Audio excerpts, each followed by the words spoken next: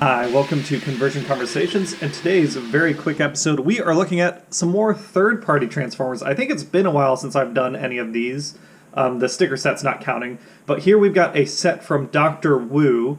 They are giving us I gotta remember the original name, Squawkbox is the combiner cassette name, and we've got a third-party version of Squawktalk and a third-party version of Beastbox here. I was really excited about this set because I do love my, I guess we got to move it just up a little bit, my Siege Sound Blaster, and I love all the cassettes that he gets to have on him. And I was just looking for more cassettes on hand, and I saw that Dr. Wu was doing their set. It's called Chatter, and I guess it's called Eagle Box and Orang Box.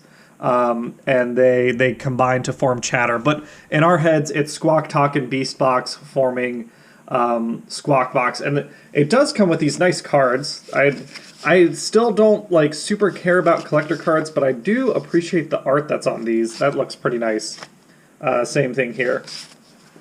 We've got full color instructions, which I also appreciate.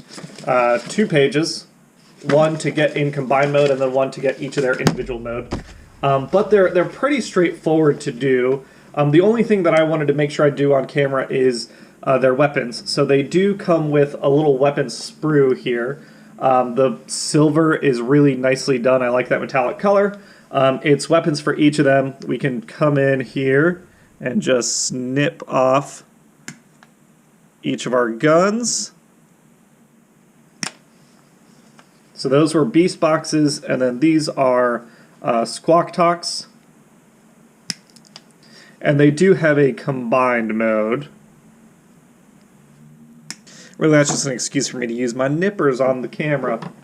Alright, so they do come with these guns. I wouldn't say it's enough to be like a modeling thing, but it's neat that it's got a little DIY. And yeah, then we've got these little cassettes to compare them. I guess Squawktalk should be compared to Laserbeak. Get him out of here. Now, Laserbeak, there is a difference in the finish, obviously, and the design, because this is a combiner.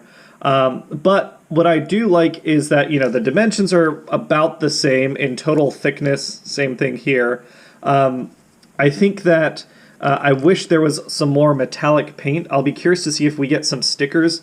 I feel like some Toy Hack stickers maybe on top of this white detailing to make it silver or something might be neat. But other than that, I mean, it does everything you need a cassette to do. It fits in nice and simple, goes in, into that chest cavity, no problem. It actually is a little on the, it feels like dimensionally it's a little on the smaller side. Same with Beastbox here. We get to see that robot head, but we do have some tape details, and that one fits in a little more snugly. But yeah, they both fit in just fine. They do not have the tab that the Siege pieces have in the middle so that you can put them on as shields, which is okay for me. I feel like what I'm going to end up doing is the regular cassettes will be in cassette mode on Soundwave, or Sound Blaster, and in cassette mode and as like the armor piece mode. And then I'm going to have these two in individual or combined mode on my shelf is how I'm going to display them.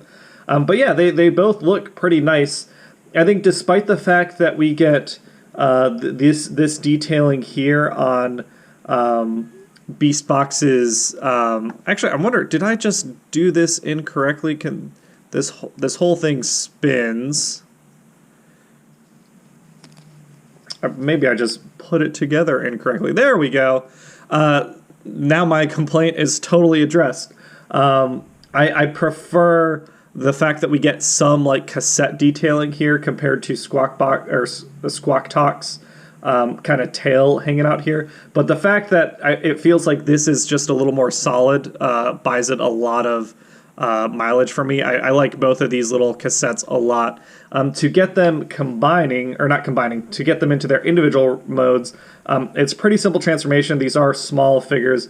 We are separating up here Right, there's a tab in the centerpiece that we can pull out from each side here, which lets us extend these wings out for Squawktalk. Then we can bring out the bottom of this hinge. It's a double hinge which forms feet, folding out this tail, and then we've got a head here that I might need to use tweezers to get out of here. It is very, very small.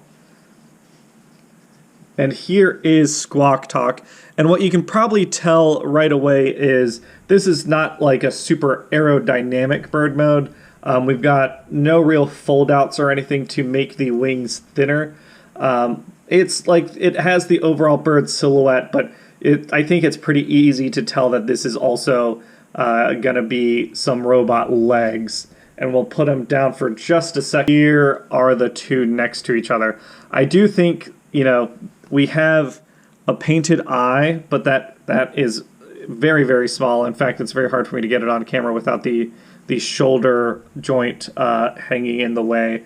Other than that, it's the two colors, this teal and this gray, whereas Laserpeak does have, you know, that nice silver accent on top of the red and black, and that big yellow visor piece, which I like the style of that. But yeah, so if you wanted to show them flying next to each other, you can tell that Squawktalk is definitely a smaller bird. And of course, you do have these pieces, these little gun pieces, sit on these shoulders, like so, on each side. And you do have good amount of articulation just due to transformation. The head moves up and down. You can get the feet posed kind of wherever you want, the tail flaps, and then it's just a series of ball joints and universal joints in the wings. So you can get them kind of going up, down, in, out, wherever you want them to get your Squawktalk posed however you want in this mode. Balance does seem to be a bit of an issue. You got to kind of get the wings out there pretty far, and then the guns are going to be pointing at each other if you want him to stand up. Otherwise, there's just so much mass sitting behind the feet to keep him balanced. In terms of, you know what? I wonder if, I bet you I actually flip these guns around. This is our Squawktalk gun. Yeah, that makes way more sense. I was like, that doesn't seem right. They are very small. I am a bit worried about losing them, but they once you get them in, like, that is not super snug, which is unfortunate. These little tabs go in. And yeah, so that is unfortunate. I wonder, I might just end up storing the guns. We'll see how they feel on combined mode. But if they're not holding securely, these are so small that I'm very certain that I will lose these. All right, get that head out there. All right, he's going to sit there for now. Beastbox here, again, very simple transformation. We're bringing down our gorilla legs. I love his stumpy little legs. We flip forward this joint to give him his shoulders up top, and then the head, we flip around, and we flip this waist around. And here, I think Beastbox definitely carries the set. Squawktalk's neat, but Beastbox here feels good and solid. We've got, you know, good ball joint in the shoulder. We've got a bicep swivel. We've got elbow movement. We have a bit of wrist due to transformation, but nothing really to use. The legs, the hips obviously can go full splits because of his transformation. We've got good ball joint on the knees. Yeah, for such a little guy, he is very, very posable. And I guess for comparison, we'd want him next to like a Rumble or a Frenzy, right? As kind of just a size comparison, even if the mold isn't the same. Here he is next to a humanoid cassette. And yeah, like, he's nice and wide. He's obviously low to the ground because he's on all fours. I don't think I mentioned it, but he does have a ball joint in his neck. And yeah, I really like that head sculpt. I think that's a very cute robotic gorilla head sculpt. I think out of the two of them, like, this is the better individual robot mode. but we'll hold off on Final Judgment until we get them combined. He also gets to hold his weapons a lot better. That feels a lot more secure on his back. I'm not worried about losing that the way I am on Squawktalk stuff. And this can be thickened up, obviously. I intend to put a little future floor polish on that tab and thicken things up. But it still is unfortunate that out of the box it's not perfect. And then also, like, I guess you got to keep the shoulders pretty far forward to keep them pointed forward. I think just Beastbox overall, out of the two of them, is the better tape piece. But you don't really buy this set, I think, for the individual modes. You pick them up for the combined mode. So let's get into that. We have here our robot head. Really nothing is happening in terms of transformation up top. We'll move our shoulders back up to give him his humanoid proportions. His head is going to move up. His gorilla head's going to move up and out of the way. And we've got our torso.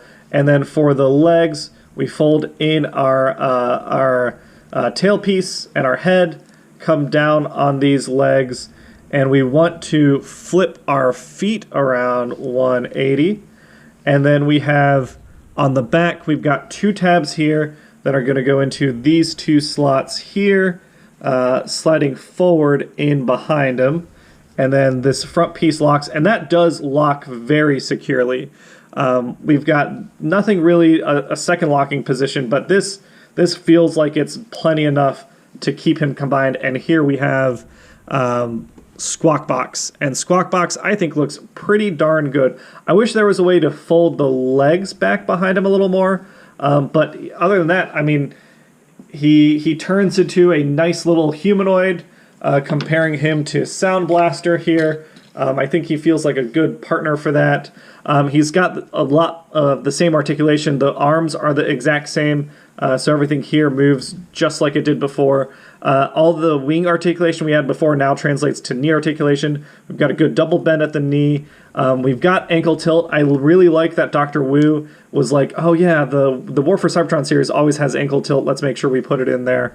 We've got, ankle twist, hip twist, splits, all that stuff. It all feels really, really good and posable. And I'm really happy with what they've given us here. I feel like, that hand was on backwards. There we go.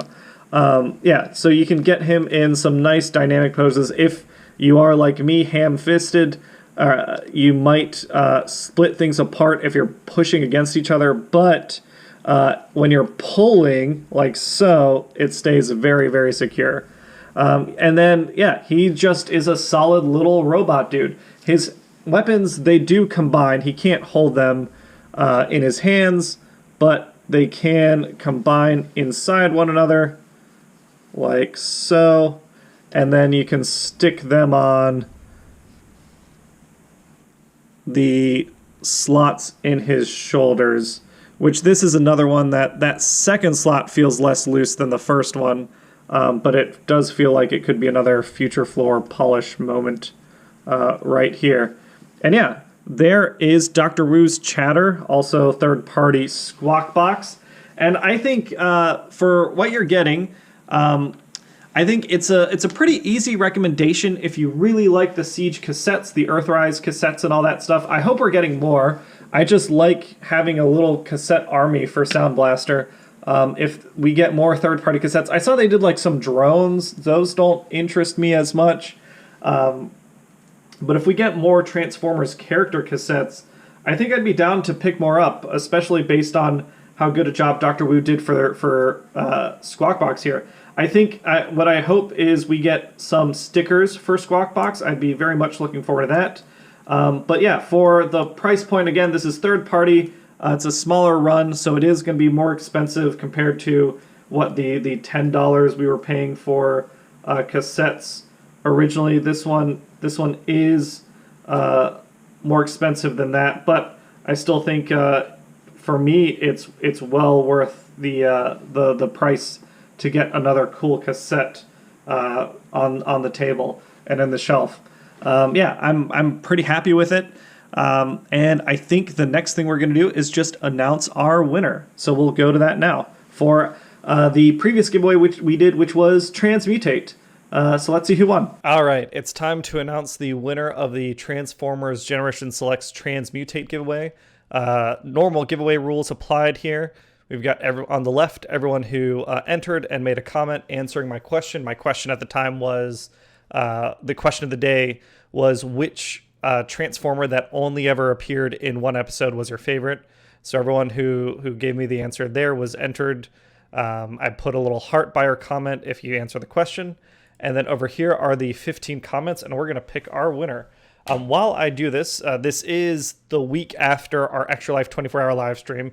You can see up at the top left, as a team, we raised $6,300, which is amazing. I didn't meet my personal goal of $5,000 raised, so I'm trying to figure out what I can do to hit that goal by the end of the year. And I wanted to reach out to the audience to see what might be a good way to incentivize donations. One thing I did previous years that I just didn't have time to do this year was going to my local toy store, the toy department, and grabbing some older Transformers figures that are hard to get. I guess I'd be curious to hear from you all if that's something you'd be interested if I did a smaller raffle where it was like $1 donation or something, got you entered in a chance to win something. And I'd go to the toy department and I'd use my camera to take footage, and then you can pick out what the prize would be. So the audience would get to choose the prize. Let me know if that's something you'd be interested in doing. I could film that, in the next couple weeks if that is something that people would be interested in. Okay, so let's see who our winner is. Ran between 1 and 15. Number 13. 13 is Rob Hargan. Rob Hargan, congratulations. I know you've entered in a bunch of these, so I'm glad you finally got a chance to win. And yeah, that's it for this video. It ended up being longer than I thought with cassettes it'd be shorter. I don't know. Maybe I'm still recovering from the 24-hour live stream or something. Next week's video will, I think, be a giveaway again. Or it actually won't be. I don't think it will be. But then the week after that should be a giveaway, because I've got some Kingdom figures I got to review. Like tracks. I've already got a track, so I got to figure out which tracks I'm going to be keeping. Yeah, we'll see. I got some new stuff coming out. I got some boxes. Not as many boxes because I'm shipping out. I've got all the boxes packed up and everything for our Extra Life prizes that I need to go to the post office and ship out. But yeah, thanks again, everyone, for supporting the Extra Life campaign this year. We crushed our team goal. I still am going to try to see if I can meet my personal goal by the end of the year. And I'm open to anything. Let me know. Like, maybe there's challenges I could do. Whatever you think might help incentivize donations, just let me know. All right, I'm rambling at this point, so I'll call this video done. Thanks, everyone. Have a great day.